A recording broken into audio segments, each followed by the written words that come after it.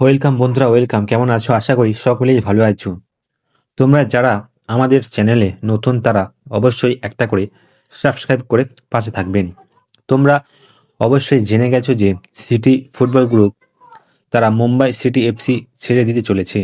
Mumbai city FC invest হিসেবে কাজ করে city football group. Indian football এর যা অবস্থা, এখান থেকে কিছু হবে সেটা আশা করছে না এই সিটি ফুটবল।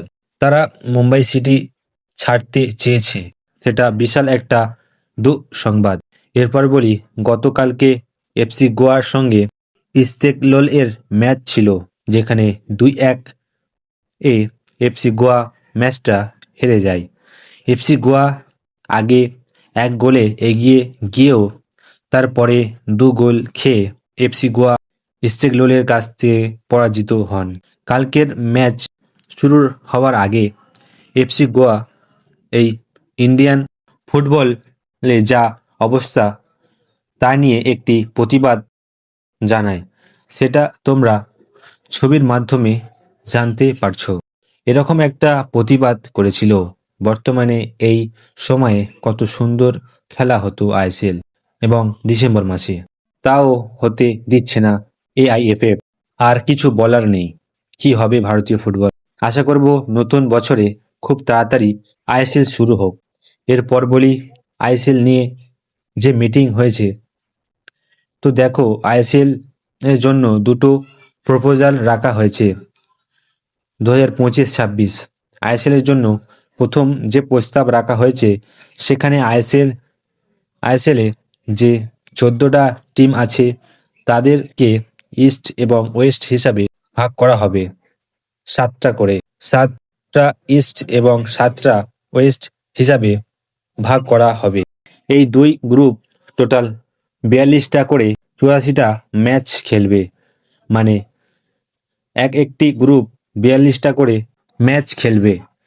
এই দুটি গ্রুপ থেকে, অর্থাৎ একটি ইস্ট আর একটি ওয়েস্ট থেকে 4টি করে দল, তারা এই 4টি করে দল তারা একটা সিঙ্গেল লিগ এর ম্যাচ খেলবে, যেখান থেকে একটা একটা শীর্ষে থাকা দলকে চ্যাম্পিয়ন করা হবে।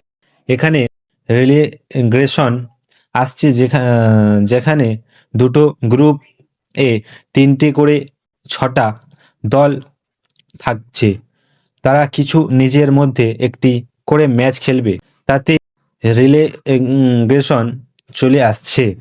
এবং দ্বিতীয় প্রপোজাল হচ্ছে, এখানে সিঙ্গেল লিগ ম্যাচ হবে।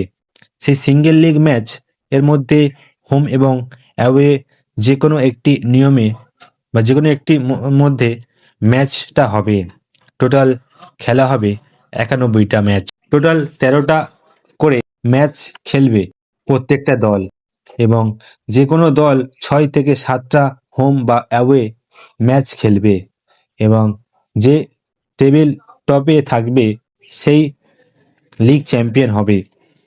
এবং যারা পয়েন্ট সব থেকে বেশি থাকবে, এবং এই আইএসএল যেই চ্যানেলে লাইভ দেখাবে তা নিয়েও সমস্যা আছে, এবং পরবর্তীকালে এরকম আপডেট পেতে তোমাদের শেয়ার করব।